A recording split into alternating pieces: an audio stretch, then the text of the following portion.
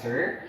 Good afternoon. Okay. So, gusto ko lang po muna malaman kung ano po yung pangalan ng grupo niya. Yung grupo ko na lang joke na. Ang seryoso!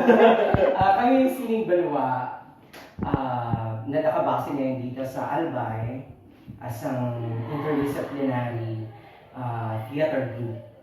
Pag interdisciplinary, syempre lahat ng mukha ng sining pinagsama namin dito sa grupo na to. Para magiging buhay, syempre yung kulturang Bicol na. So, how it all started, sir, and kailan po ba siya nagsimula? Ayun, magandang katanong na yan. Kasi ang Sining Banwa ay 8 years na. Nagsimula ang Sining Banwa, parang nagsimula sa Aquinas talaga. Aquinas University. School-based siya. Tapos naisip nila na after mag-graduate ng founding director namin, si Sari Saysay, naisip nila ipagpatuloy natin sa labas ng paaralan. Sa labas ng paaralan kasi naisip nila mas maraming kwento, mas maraming pwedeng gawin. Siyempre alam natin, siyempre may maraming restriction sa loob ng school. Ito lang dapat mong ipalabas. Kasi ito lang dapat mong sabihin sa entabladong to. So, dahil community-based kami, mas malaya yung paglikha ng sining. So, nag-start sila, mga 10 yata sila, yung original, mga 10 estudyante na nangarap syempre na magkaroon ng teatro sa Bicol, na magdadala ng kwento ng mga Bicolano sa labas ng rehiyon natin. At sa 8 years na yan, naging matagumpay naman kasi ang Sining Banwa ngayon is nagpe-perform na siya sa iba't ibang lugar. Labas ng Bicol region, maraming invitations. Okay. So, walang taon po yun, sir. Sino-sino po yung mga taong nasa likod po nito upang tumagal or yung organization niyo? Ganito naman siya. Ibibigay ko sa iyo.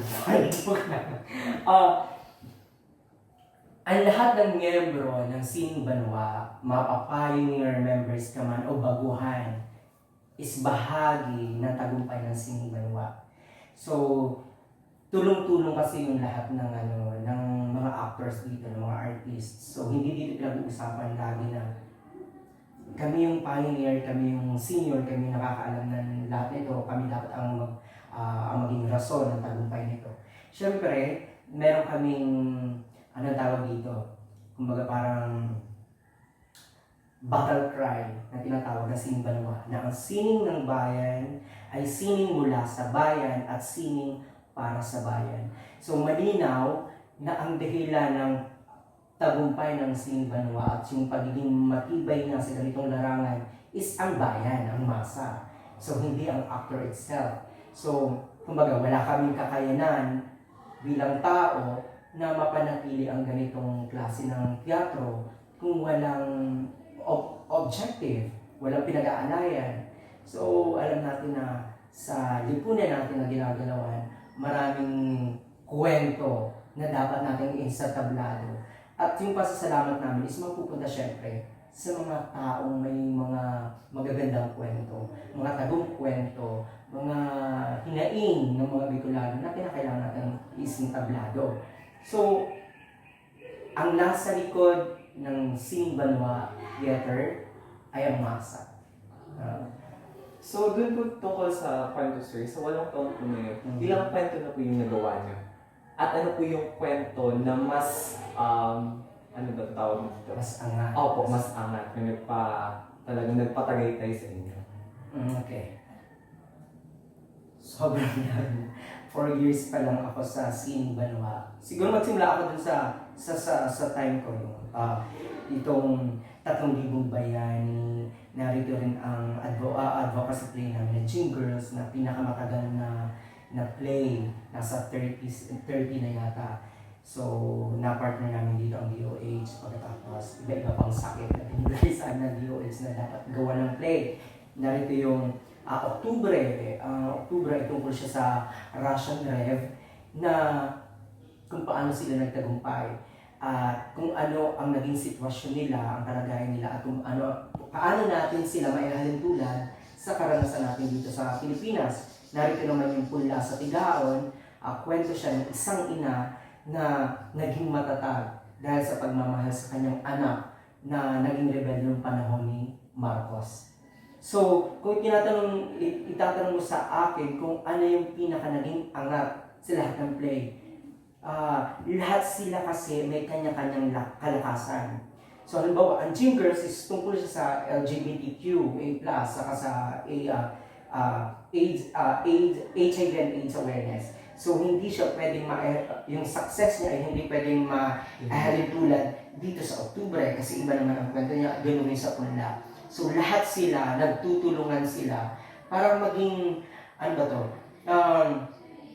na ma-achieve yung goal ng Sining Banwa na maihatid sa mga tao yung kalagayan ng bansa na tinatawag na sinasabi natin. And then, lahat sila nakatulong para ma-educate ang mga tao. Makabahagi tayo ng mga kaalaman na sa sobrang busy ng panahon ngayon, dahil sa technologies, na rin yung mga play na, may ganito pala nangyari sa Bicol. May ganito pala tayo na dapat nasuportahan. Ganun siya. So, dyan sir sa organization niyo, paano ba maging parte sa organization niyo? Meron ba kayong nire-require na skills or talents? Wala naman. Kung may puso ka sa sining at alam mo kung para kanino yung sining mo, welcome ka sa Sining Banwa. After ng interview, pwede kayo maging So, ganyan siya. Parang tipong, hindi ito pahirapan. Ang tao may puso sa sining, bakit hindi natin bigyan ng entablado ng platform?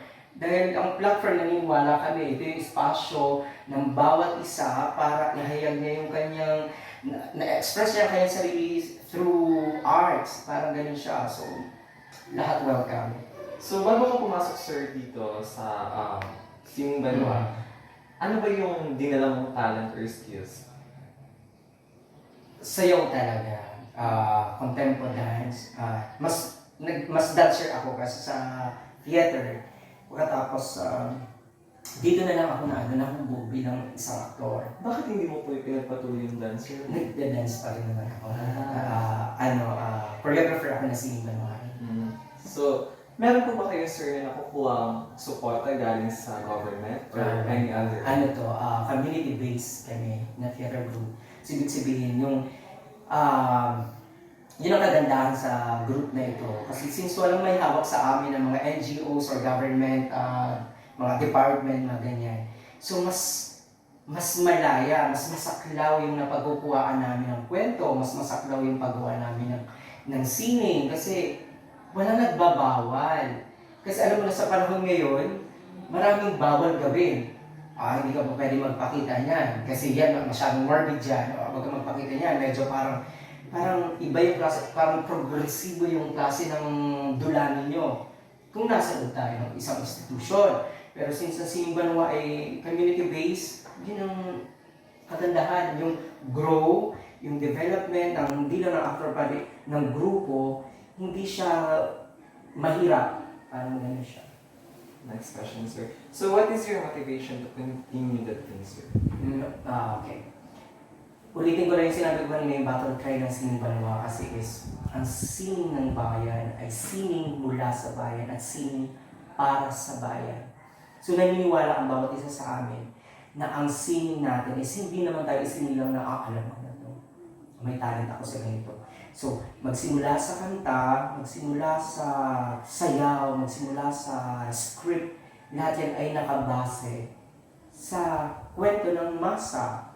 At namin ito, pinag-aaralan mabuti, hinuhubog namin siya na pumasok sa, hinuhubog namin siya na maging isang piece of art na pag inilagay mo sa entablado, mas madaling maunawaan ng mga tao. At the same time, hindi lang sila na-entertain. Yung katulad ng pagkakaunawaan nila na ang theater is for entertainment. Naniwala, ito ay pag-educate ng tao. So, ganun lang siya. And what is the unique feature of your artwork, sir? Ano yung pagkakaiba mo ginagawa niyo sa ibang talent na ginagawa ng iba? Yung rason. Parang dati noon, bago ako pumasok sa teatro, sa Sining Banwa, gusto ko lang magpasikat. Kaya kong gawin itong step na to. Kaya kong sumayaw, kaya kong kumanta. Pero hindi ko kailanman tinanong sa sarili kong para kanino yung sining na dala ko. So siguro yun yung pinaka-edge ng grupo. Kasi sa buong buhay na pagiging miyembro mo sa Sining Banwa is pag-aalad siya sa bayan. So nabubuo yung sining hindi dahil sa galing mo. Nabubuo yung sining dahil inspired ka na matulungan mo yung mga tao na walang boses at magkaroon ng boses. Hindi sila mapagtanggol ang sarili na andyan ang Sining Banwa para gumawa kami ng kwento para sa mga taong na-deprive ng kanilang karapatan, nagkaroon ng repression, nagkaroon ng sa bullying ko, saan pa man yan. So, yun yung gusto ng Sining Banwa. Kami yung kahit pa paano makatulong at maging boses ng mga taong hindi makapagsalita para sa karapatan nila. So, sa tinagal-tagal na po sir, sa 8 years na yan, ano yung mga problema na encounter niyo ng grupo niyo? Okay, marami. Marami. Siyempre yun sinasabi natin mo ng perfectong grupo. Wala naman. Ang kagandahan lang is paano natin mapupunuan yung pagkukulang ng bawat isa para magkaroon ng isang magandang grupo. Yan ang una sa internet problem. Pero siguro sa labas, problema is malabel. Una, malabel ang teatro bilang isang uri lang ng, alam mo yun, pakasiyahan lang. Pangalawa na struggle namin is marami pa rin tao na hindi nakakaunawa na ang ganitong klase, mapateatro man yan or kung ano mang klase ng sining is ang dami mong kaagaw. Ito mga kanluraning klase ng art, halimbawa, very restraining na ang klase ng art. Yung iba namang banda, yung K-pop, do wala kami, ginagalang namin ang ganong klase ng sining. Pero sayang yung buhay natin. Meron tayong 3 minutes sa ibabaw ng stage. Sa 3 minutes na yan, anong lesson, anong principle, anong bagay ang maibibigay mo sa mga tao na kapag umalis sila at napanood ka, oh my God, may kinakailangan akong gawin din. Okay, maganda yung sinabi niya sa play nila, paano ako magiging part ng para magkaroon ng kapayapaan. Siyempre, yung panghuli ngayon na naging problema ng hindi lang ng Sining Banwa, pero lahat ng mga community-based na mga teatro is yung malabel ka na kapag medyo matapang ang play mo, ililabel ka as paglaban na wala sa gaya. Terorista, red tagging, alam mo yung mga ganun. Siguro hindi naman sa atin, hindi na tayo bago sa ganyang klase. At yung masakit sa part namin, kasi parang di pong, hello, gumawa lang kami ng kwento ng isang nanay na nagmamahal sa anak na lumaban sa panahon ni Marcos. At lahat naman tayo galit sa nangyari sa martial law noong time na yun. So, manilabel ka as progresibong grupo na lumalaban sa panahon ngayon. At kapag lumaban ka, dalawa lang yun. Pwede kang makulong, pwede kang mamatay. So far wala pa naman ganon. So, lahat po ba sir na part ng organization parte sa organization nyo ito ay nag-aaral po ba? Hindi lahat. Kasi may mga school youth kami, may mga estudyante, may mga professionals, mayroon kaming member na may family na siya. Minsan pag nag-nurse kami, dala yung baby niya. So, hindi po ba, doon po sa mga nag-aaral sir, hindi po ba ito nakaka-apekto sa kanila, sa pag-aaral nila?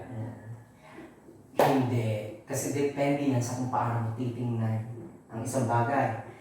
Art nga yun, di ba? Art.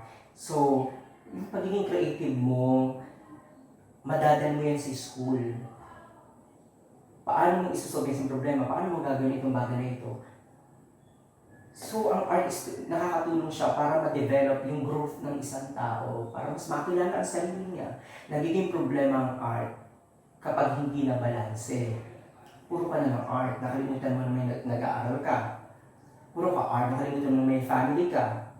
Alam mo yung tipong gano'n. So, naniniwala rin kami sa Sining Banwa na ang dapat unang-unang nakakatanggap ng biyaya, ng bunga, ng sining ay yung pamilya mo.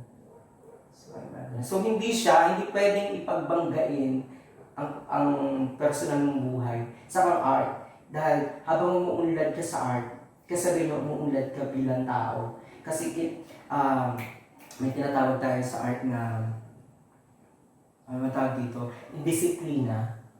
Paano ka magiging magaling na dancer kung hindi ka disiplinado? At kung innate na talaga, nasa pagkatao mo na yung pagiging disiplinado, sigurado madadala mo yun sa school, madadala mo yun sa sarili mong pamilya. Ganun. So, hindi siya issue. So, hindi mo ba, sir, naging issue ang pera sa inyo? Wala po ba kayo naging problema? Naroon na syempre, lagi yan. Kasi Araw-araw. sabi niyo po kanina na wala po kayong support na galing sa government. So, paano po kayo nakakasurvive sa mga panggastos niyo sa props, sa pag-place or venue, gano'n? Sige.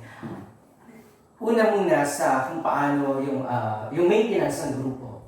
Una-una syempre, lahat kami, committed kami, nakalagay sa credo rin naman namin na pinakailangan bilang kasama, tumulong ka sa mga co-actors mo. So ano ba kami full-time, na andito na ako naka-stay, ba sila Harvey, sa ibang members, kapag meron silang extra pagkain or pera, dinadala nila dito. Pero hindi siya sa pinita, voluntary, kinakailangan magbigay ka.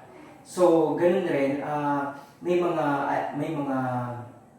professionals, may mga dating member ng Sining Banwa na naging busy na ngayon pero patuloy na tumutulong.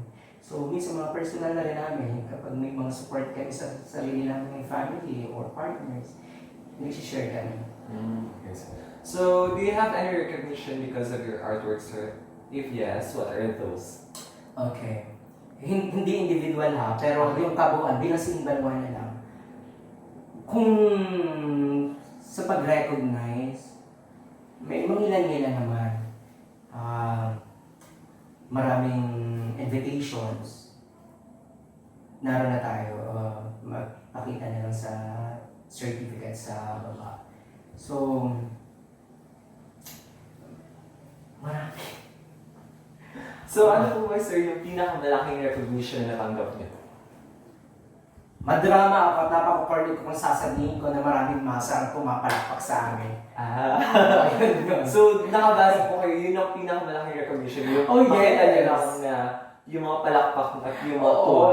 At makita namin na yung pinanggalingan ng kwento is nakarelate sila. Alam mo yung nagpe-perform ka ng ganyan, o umakarte-arte ka, sumasayaw ka ng ganyan, pagkatapos yung kwento na naka-stage mo, is naroon rin yung mga taong pinanghalawan ng kwento, patas umiyak sila, natuwa sila, kwento ko yan, nakarelate ako, yung kwento ko yan, yun yung pinakamagandang recognition, yun yung pinakamasarap na palakpak. Saan po ba, sir, yung mga pinakamalaking, saang lugar kayo nag-perform ng mga napakalaking performance mo? Okay. Yearly, nagpe-perform kami, na-invite kami na sa Cordillera Day, Benguet yan, pagkatapos perform din kami sa UP Diliman, UP Los Baños, sa Luneta noong nakaraang 2015 na ganyan. Tapos, so dito sa sarili nating lugar. So, marami-rami na rin. So, ngayon, sir, what is your message to those aspiring artists or to your co-artists and to the students of art appreciation? Okay. Thank you for that wonderful so, ang mensahe ko lang is kung gusto niyo, kung tungkol sa art, appreciation. Ang mensahe ko lang siguro is kilalanin mo kung sino ka at mas makikilala mo kung sino ang bawat isa sa atin sa pamagitan ng nililikha nating art at para kanina yung art na ginagawa mo para hindi nakakapagod. Kasi may mga tao kasi na hindi ko sinisisi kailangan rin naman syempre namin mabayaran na gano'n. Hindi natin art yan, pinagpaguran mo, ginastusan mo, pinakapalitan. Pero sa magsisimula pa lang sa paglikha ng sine, mas magandang alam natin na anong dahilan ng sine, bakit ka gumagawa ng sine, para kanina yung sine mo. At dapat yung commitment mo, na simulan mo to, tapusin mo to, yung disiplina, at kung paano mo iaangat sa ibang tao ang sine. Lalo na yung scene na galing sa atin. Kasi doon tayo natatalo ng mga ibang lugar, ibang tradisyon na sa kakapanood ng TV, sa kakapanood ng YouTube, pagkuha ng step. Kasi nakakalimutan nila na may sarili tayong step, may sarili tayong music, may sarili tayong kwento. Bakit kinakailangan natin kumuha pa ng kwento at musika sa ibang lugar kung dito pa lang sa Kabicolan, marami na Yun lang. Mas iangat natin. Kung hindi man kaya yung pinakamataas na ganitong level, iangat natin pa kunti-kunti yung singing ng mga Bicolano, yung singing na sarili natin. So, ngayon sir, pwede po ba tayong lumibot dito sa lugar ng Sinimban? Ay, of course. Makala. Okay lang yun. Okay lang. Dito kayo sir nagpa-practice doon? Ito yung tulugan kapag may practice, ito yung rehearsal venue namin. Dito rin kami nagmi-meeting. Ganito rin, dito rin mga conference. Dito na buo ang maraming kwento na Sinimban. Dito na tayo found. Vlog. Pagkatapos, syempre, lahat, makikita ba dito? Room ng mga babae. Araw na. Dito ang mga lalaki yung pinanggalingan natin kasi bawal talaga sila. Pagkatapos, welcome sa pinaka-office. So, gusto ko lang malaman sir, sino po ba sila? Bakit po sila nandito? At mga estudyante yung curious na maging bahagi ng Sinimban. Ito yung sa Art Zone. Ito yung na-awardan yung aming founding director sa Malacanang.